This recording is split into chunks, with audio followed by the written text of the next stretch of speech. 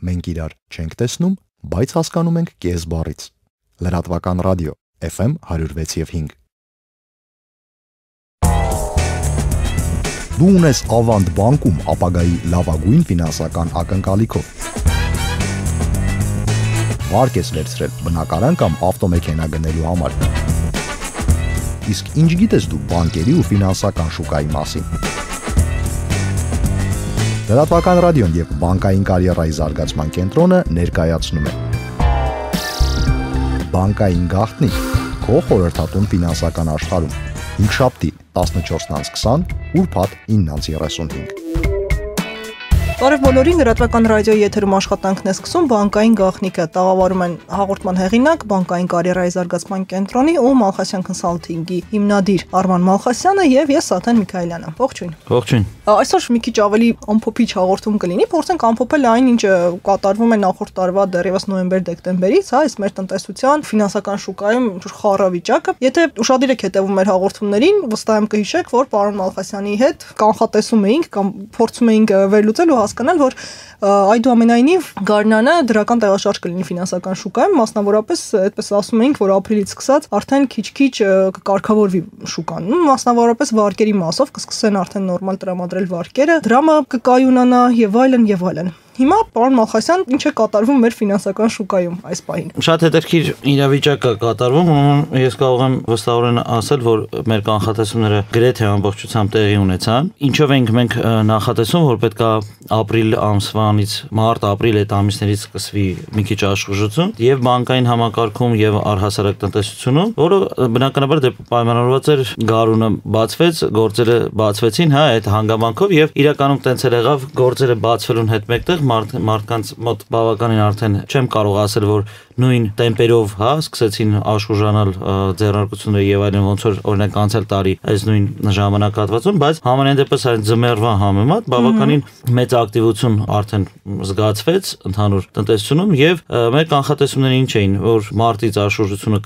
կսկսի դրամը կայունանալ։ Ինչը մենք այսօր տեսնում ենք վերջի, այսինքն այս շաբաթ եւ նախորդ շաբաթվա վերջի դրությամբ դրամը յուրաքանչյուր օր թեկուզ փոքր տեմպերով, բայց ինքը կայունանում է։ Այսինքն ԱՄՆ դոլարի փոխարժեքը նվազում է գնալով։ Ես կարծում եմ, որ դա իր մի քանի պատճառներ ունի, որից մեկը հենց նույն աշխուժությունն է եւ երկրորդ կարևոր հանգամանքը նաև այն, որ շատ քաղաքացիներ, տնտեսվարող սուբյեկտներ, որոնք որ արդեն հասկանում են, որ դոլարը գրեթե կայունացած է եւ արդեն իսկ իրենց մոտի արկա դոլարները թեկուզ նրանք, որոնք որ գնել էին հոկտեմբերի, նոյեմբերին, դեկտեմբերի ամիսների ընթացքում, այդ արդեն սկսեցին ոնց որ ասած հրաժարվել դոլարից, որտեղ հասկացան, որ երևի թե որ իրանց այդ ԱՄՆ դոլարը այս պայծրությամբ բացարձակապես անհրաժեշտ չի, որտեղ ասենք առնվազն գոնե ինչ որ ձեռքբերումներ, հումքի համար թեկուզ ասենք ներքին շուկայի ձեռքբերումների համար դրամ անհրաժեշտ։ Սա մեկ հանգամանք, որ նպաստեց դրամի կայունացմանը, երկրորդ հանգամանքը բնականաբար մենք պետք է կապենք ԱՄՆ դոլարի արժեզրկմանը ռուբլու նկատմամբ, որը Ռուսաստանում էլի մենք տեսնում ենք բավականին զգալի տեմպերով նորից ռուբլին կայունանում է, ԱՄՆ դոլարը արժեզրկվում է եւ ոչ պակ, իսկ դա ռուբլու կայունացումը բնականաբար պայմանավորված է նաեւ մեծապես, ինչի մասին նաեւ լրատվամիջոցներն էին հայտարարում Ռուսաստանի, որ բավականին զգալի զանգված Ռուսաստանի քաղաքացիների հրաժարվում են դոլարներից։ Այսինքն կարելի ասել մասսայական դոլարների հանձնում է տեղի ունենում փաստացի Ռուսաստանի տարածքում, անգամ Ռուսաստանի կենտրոնական բանկի նախագահան հայտարարեց, որ 370 միլիոն դոլարի արդեն մեկ ամսվա ընթացքում Ռուսաստանի քաղաքացիները հանձնել են ԱՄՆ դոլարները բանկերին, ինչը բնականաբար եւս նպաստեց հենց այդ ռուբլու կայունացմանը։ Դե ռուբլու արժեքի վրա նաեւ մեծ ազդեցություն ունի նավթի գները։ Այստեղ եւս նավթի գները կապ ունեն, իհարկե միանշանակ կապ ունեն, բայց ասում եմ դրա համար ես ասացի մեծապես ազդեցություն ունեցավ նաեւ այն, որ Ռուսաստանի քաղաքացիները սկսեցին հրաժարվել։ Սա բնականաբար կապ ուներ նաեւ նրա հետ, որ Ռուսաստանի քաղաքացիները նրանք ովքեր որ ԱՄՆ դոլարը պահել էին կայուն որպես տատանումներից, կորուստներից խուսափելու համար, հիմա հասկացան, որ այդ տատանումները Ռուսաստանի վրա փաստացի այդպիսի ազդեցություն չեն ունենալու, որի համար պետք է իրանք մտածեն եւ հասկացան, որ նաեւ իրանք բավականին շատ ծախսեր նրանք կատարելու են ռուսական ռուբլով։ Այսինքն օրինակի համար եթե սեզոնի ընթացքում, տուրիստական սեզոնի ընթացքում, Եգիպտոս կամ ասենք տարբեր այլ տաք երկրներում, նրանք անցկացնում են իրենց հանգիստը եւ Ռուսաստանի նախագահան հանդիպելով այդ երկրների նախագահների հետ ստորագրեց պայմանագրեր եւ որի հետևանքով նաև նրանք պատրաստակամություն հայտնեցին ռուս տուրիստերին սպասարկել նաև ռուսական ռուբլով, մարդիկ հասկացան, որ արդեն էլ դոլարը բացարձակապես իրենց անհրաժեշտ չի եւ որպեսզի էլ անիմաստ իրանք փոխարժեքային տարբերություններից կորուստներ կամ տատանումներից վնասներ չկրեն, դրա համար էլ արդեն հանձնում են ու պահում են դոլարով։ Եվ այսօր իրականում տենց է, եթե մենք նայենք Ռուսաստանում, ասենք Ռուսաստանի ցանկացած քաղաքացի իր հանգստի գոտում ռուբլով կարող է առևտուր անի եւ այլն եւ այլն։ Պարոն Մալխասյան, եթե թույլ կտաք մի քիչ հակադարձ կարծիք ասեմ, օրինակ ես վերլուծություններն էի կարդում միջազգային ամենահեղինակավոր վերլուծաբանների, ասում են, որ այս շատ կարճաժամկետ հատվածում դոլարը փոքրինչ արժե զրկվում է, բայց սպասվում է դոլարի դարձյալ այսպես արժևորում ու շատ ավելի մեծ մասշտաբներով։ Եվ մյուս կողմից էլ ինչ վերաբերում է ռուսական ռուբլուն, աշխարհում դե բնականաբար այսպես նաև կգա այստեղ։ Իսկ ինչ վերաբերում է ռուսական ռուբլուն, դարձյալ վերլուծությունը այն փաստարկն են բերում, որ Ռուսաստանում ամեն դեպքում ռուբլին շատ արժեզրկվեց, չէ՞։ Նույնիսկ այսպես 100%-ի հասավ մի պահ, բայց շուկայում ապրանքների գները այդպես էլ կառավարությունը չթողեց, որ համարժեք բարձրանա։ Դա ինչ որ մի օր այսպես այդ փուչիկը կտրայքի ու դարձյալ լուրջ ճգնաժամ են սպասում։ Ես երկարաժամկետի համար կանխատեսել եմ եւ ասել եմ եւ բազմից ասել եմ ու չեմ վախենա հիմա էլ կկրկնեմ, որ իմ կարծիքով ԱՄՆ դոլարին սպասվում է բավականին դժվար ապագա, այսինքն երկարաժամկետի համար եմ ասում, դոլարը կտրուկ արժեզրկվելու է, կտրուկ։ Ու դա պայմանավորված է ալնելու ԱՄՆ-ի ազդեցությամբ աշխարհի տարբեր երկրների նկատմամբ, այսինքն որքանով իջնում է այդ ազդեցությունը, այդքանով դոլարը իր արժեզրկումը ոնց ասում ստանալու է, հա։ Ասեմ ավելին միջազգային վերլուծաբանները, որոնք որ արտահայտում են կարծիքն, որ հեսա ԱՄՆ դոլարը բարձրանում է եւ այլն, մենք եկեք փաստերով խոսենք։ Ոչ թե ասենք վերլուծենք, այլ մտածենք հետեւելը։ ԱՄՆ-ի կառավարությունը սենատից ստացավ համաձայնություն, որ ներքին պարտքը հասցնի մինչեւ 18 տրիլիոն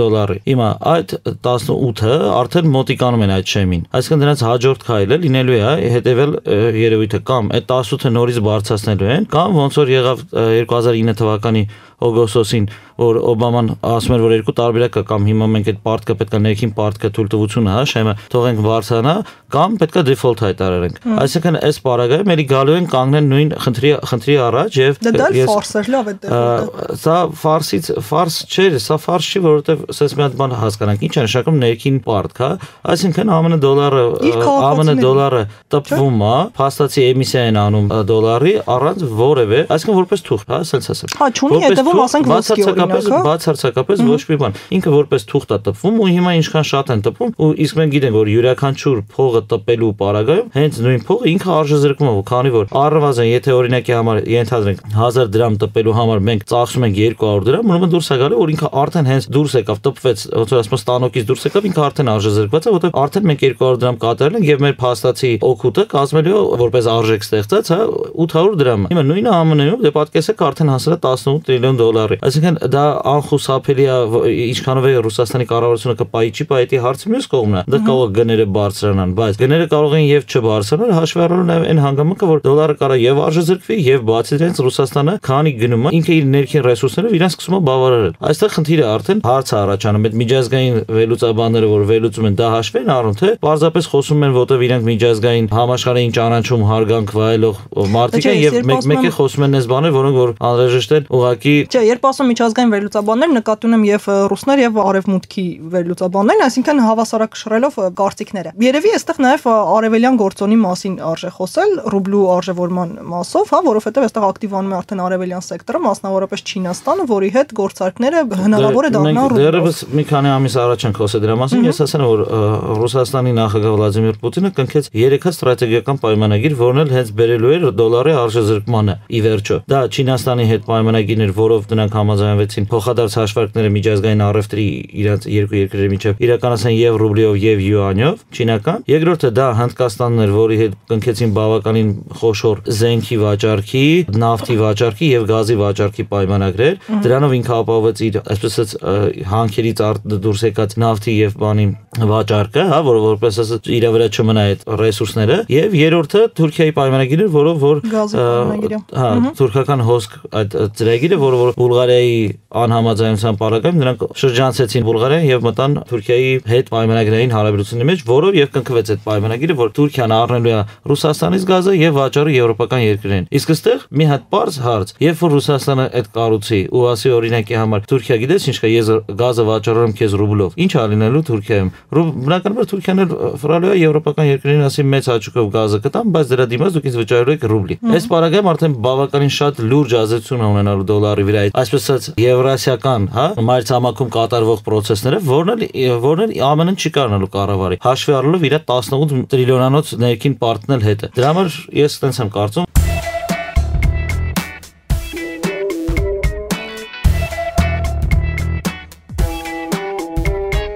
Լրատվական ռադիոյի եթերում շարունակվում է բանկային գաղտնիքը, տաղավարում, ինչպես միշտ այս հաղորդման շրջանակում Արման Մալխասյանն է եւ ես Սաթեն Միքայելյանը։ Ֆինանսական դաշտն ենք փորձում հասկանալ ինչ է կատարում ֆինանսական դաշտում, արժույթներից հետ գանք Հայաստան, չնայած այնպես չի որ Հայաստանի հետ դրանք կապ չունեին, այն ինչ որ խոսեցինք հաղորդման առաջին հատվածին։ Պարոն Մալխասյան, հիպոթեքներ, բիզնես վարկեր եւ այլ այդ խոշոր ու երկարաժամկետ վարկերը որոշ ժամանակ պարզապես բանկերը չէին տալիս։ Ասում էինք գարուն կգա ու լավ կլինի, դարձյալ կսկսեն վարկեր տրամադրել։ Հիմա այդ մասով ինչ է կատարվում մեր բանկային ոլորտում։ Ինչպես եւ մենք ասացինք, որ նախահաղորդման սկզբում մեր կանխատեսումները որ գարնան հետ կապված ակտիվանալու որոշակի ձևով տնտեսությունը տեղի ունեցան եւ իրոք մենք նկատում ենք որոշակի աճ հենց նույն վարկավորման գործընթացում ուղղակի այն տեմպերը, որ պետքա լինեին, չկան հիմա, պայմանավորված մի բանով։ Մենք չմոռանանք, որ հունվար-փետրվար ամիսներին 3 ամիս կարճաժամկետ ավանդներով շատ տարբեր բանկեր առաջարկով հանդես եկան, եւ բավականին շատ բարձր տոկոսադրույքներով։ Այդտեղ այդտեղ հիմա ինչ կա, ավանդները ինչ տոկոսով են տալիս։ Այստեղ խնդիրը ինչու՞մն է կայանում, որ դեռևս այդ 3 ամիսը չի լրացել, շատ բանկերի մոտ ու հիմա իմ կարծիքով նրանք սպասողական վիճակում են, որպեսզի հասկանան այդ ավանդները լավ 3 ամիս հետո մենք երկարացնենք նորից էլի 18%-ով օրինակի համար թե արդեն դադարեցնենք այդ 18%-ով ավանդների դրամի թե չկա։ Պահանջարկը արդեն բավարարվեց, ասենք հիմա ասենց ասեմ, որոշ չափով պահանջարկը այդ դրամի հիստերիան ավարտվեց, Հիմա ուղղակի ուզում են հասկանալ հետագայում դա ինչ է տեղի ունենալու։ Այսինքն եթե դա շարունակական է լինելու, ուրեմն մենք պետք է նորից 18%-ով օրինակի համար ավանդներ ներգրավենք, այդ պարագայում դուրս որ մենք վարկերը տալու, մենք չենք կարող վարկերը, չէ, 14%-ով տալ կամ 16%-ով։ Այստեղ ուրեմն մնում է մի բան անել, սպասել հասկանալ 18%-անոց ավանդների, եթե մենք հետ ենք վերադարձում, ուրեմն սկսում ենք արդեն էլի բարձր տոկոսերով, բայց ոչ, ասենք բնականաբար 18% ներգրաված ավանդների դեպքում, բայց ոչ ցածր տոկոսերով, էլի վարկավորումը աշխուժացնեն։ Դա մեկ հանգամանք։ Երկրորդ հանգամանքը, այստեղ կա բավականին շատ լուրջ խնդիր Հայաստանի տնտեսությունում, եթե մենք ուղղակի, ասենք այսպես ոչ վիճակագրական տվյալներով նայենք, այլ ասենք մեր աչքի տեսածով նայենք, իմ կարծիքով այնպես տպավորությունը ոնց որ վարձով տրվող տարածքներն ավելի շատ են, քան գործող տարածքները հիմա, ու բավականին շատ բիզնեսներ այսօր պարզապես չդիմանալով այս տնտեսական ներկա իրավիճակին, պարզապես փակում են իրենց բիզնեսները կամ տեղափոխում են ավելի էժան հնարավոր, ասենք օրինակի համար տարածքներ կամ եւ այլն, բայց փաստը մնում է փաստ, որ բավականին մենք կարող ենք տեսնել Երևան քաղաքում, որ ինչքան տարածքներ կան, որ տրվում են վարձով, բայց նախկինում այդտեղ գործել են որոշ բիզնեսներ, էական չի ինչ բիզնեսներ։ Դա նույնպես հանգամանք է, որը որ ոնց ասած ումը վարկ տանք, այս խնդիրն էլ կա, եւ բացի դրանից ես կարծում եմ, որ այսօր Հայաստանի տնտեսությունը ունի մեկ փրկություն եւ մեկ լուծում։ Ինչը ես կուզենայի, որ միգուցե գոնե կարող եմ ասենք լիարժեք այդ լուծում չի, բայց որպես ուղղություն Հայաստանի տնտեսության զարգացման համար ես տեսնում եմ բացարձակապես էական չեն իմ կարծիքով այդ պայքարները տարբեր տեսակի, ռեժիմների կամ ինչ-որ միտինգների կամ ինչ-որ բաների տեսքով, բացարձակապես այստեղ միակ բանը, որ ես տեսնում եմ որպես լուծում տնտեսությանը ոտի կանգնեցնելու համար, դա այն պետք է լինի, որ կամ կենտրոնական բանկը կամ համապատասխան որևիցե պետական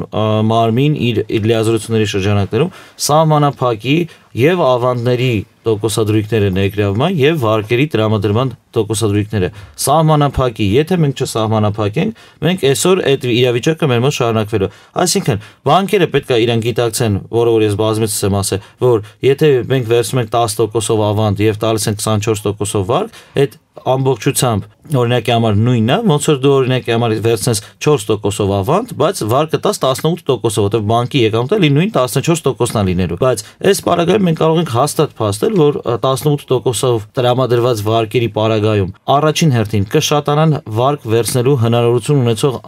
անձանց ձեռնարկությունների քանակը, կպակասեն միանշանակ բանկերի մոտ ժամկետանց պարտավորություն ունեցող ձեռնարկությունների քանակը։ Իսկ եթե էլ ավելի նվազեցնեն, ինչքան ոնց որ ասում եմ, հա, վարկի տոկոսը ինչքան էժանացնեն։ Այդքան հնարավորություն են տալու մարդկանց այդտեղ ինչ որ բիզնես, նոր բիզնես դնելու։ Ինչ է բերելու նոր աշխատատեղ, ինչ է բերելու նոր մյուս, ասենք, ծառայությունների օգտվելուն, հա, նորից կվերաբացվեն իմ կարծիքով այդ նույն կազմակերպությունները, որոնք որ հիմա փակվեցին ու բան չեն անում։ Մենք իմ ծանոթների շրջանում կան մարդիկ, որոնք որ ունենալով բավականին ճանաչված ընկերություն, հա, քաղաքում ասենք բավականին ճանաչված ընկերություն, այսօր արդեն իսկ մտածում են գրասենյակը փակելու մասին։ Սա վտանգավոր է ծայրաստիճան իմ կարծիքով եւ պետքա միանշանակ դիմել այդ քայլին, այսինքն եկեք ռեալ նայենք, եթե այսօր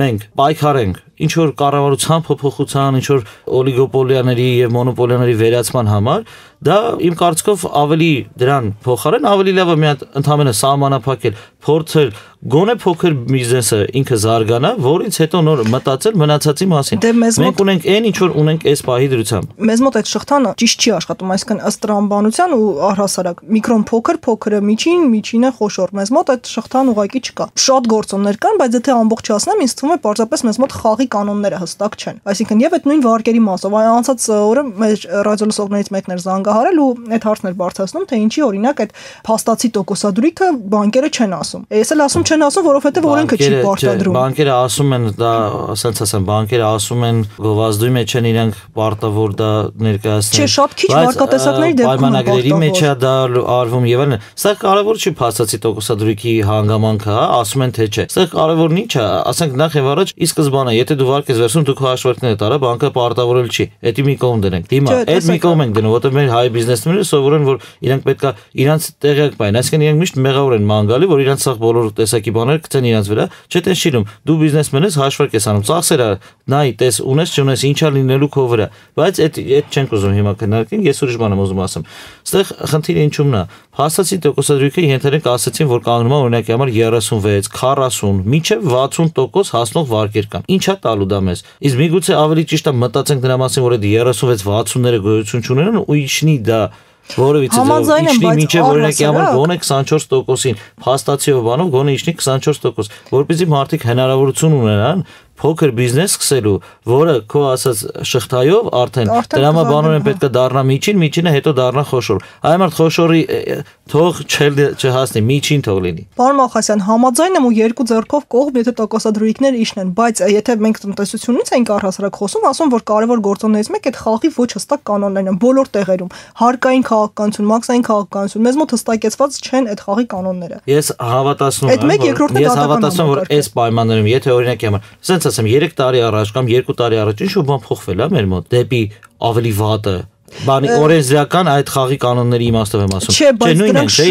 շատ լճացման են տանում, այսինքն նույնն են, չէ։ Տեսեք, եթե չի զարգանում, չի եղել։ Հիմա ուրիշ բան եմ ասում։ Դա ավելի վատ է լճացում, ավելի վատ է հստակ նայենք, եթե նույնն է եղել, բայց 3 տարի առաջ գործում էր օրինակի համար 12000 կազմակերպություն, որը չէր փակվել, ենթադրենք։ Իսկ հիմա 12000 կազմակերպություն փակվել է, ուրեմն դա նշանակում է, որ խաղի կանոնները այդքան էական ազդեցություն չունեն, որքանով որ պահանջարկ, այսինքն փաստացի գնողունակությունն է մարդկանց մոտ ընկել, դա է պատճառը։ Իսկ հիմա մենք ինչ ենք առաջարկում, ասում ենք հետևելը, որ եկեք մենք գնողունակությունը, օրինակ մարդիկ ինձ շատ դեպքերում հակադարձում են, ասում են, հա, բայց այդ ինչի ավանդատուներին, ոնց որ հիմա այս պարագայում ավանդատուներն են տուժում, բայց եկեք հիմա նայենք ինչ է կատարվում։ Եկեք նայենք ծավալները համեմատենք, հասկանանք, ասինքն կան քանի հոգի ավանդատու կա, որ ըստ էության ինքը այդ ավանդի տոկոսով է ապրում եւ նայենք քանի մարդ կա, որ այսօր վարկից կախված չի կարող ապրի։ Այդ վիճակագրությունը եթե որ մենք անենք, մենք կտեսնենք, որ ըստեղ մենք ճիշտ է մի որոշ հատվածի համար դա կարող է շատ վատ լինի, բայց այդ որոշ հատվածը նաեւ աշխատատեղ ստեղծվելու դեպքում գնալու է աշխատելու։ Սա այդ խնդիրն է։ Դրա համար մենք ես ուղղակի կուզենայի, որ այս առումով գոնե մտածեին, միգուցե կան շատ հարցեր, ես չեմ ուզում ասեմ, որ դա պատրաստի առաջարկ է, հա, միգուցե կա եւ սահմանադրության խնդիր, որ ասենք օրինակի համար որ չեն կարող ասենք օրինակ կենտրոնական բանկը նման որոշում կայացնի կամ ազգային ժողովը հաստատի նման երևույթներ։ Դա իրավաբաններին եմ թողում։ Մենք առաջարկում ենք որպես ուղղություն, որպես լուծման ուղղություն։ Փորձենք մտածել ու հասկանալ ինչպես կարող ենք մեր առաջարկը գործնական դարձնել։ Դե ինձ թվում է գործնական առաջարկը դարձնելու համար պետք է առնվազն մեր ռադիոհաղորդումները լսեն, միգուցե մենք էլ մի օր պիտանի բան ենք ասում։ Շատ լավ, պարոն Մալխասյան, շնորհակալություն, եթերաժամանակը սպառվեց, այսքանն էր։ Հետևեք մեր թողարկումներին ու եթե ունեք բանկային գործին ու ֆինանսական շուկային վերաբերող հարցեր, կարող եք զանգահարել 060 44 12 73 հեռախոսահամարով, սիրով կպատասխանենք բոլոր հարցերին։ Այդպես է թե ոչ։ Իհարկե։ Այսքանը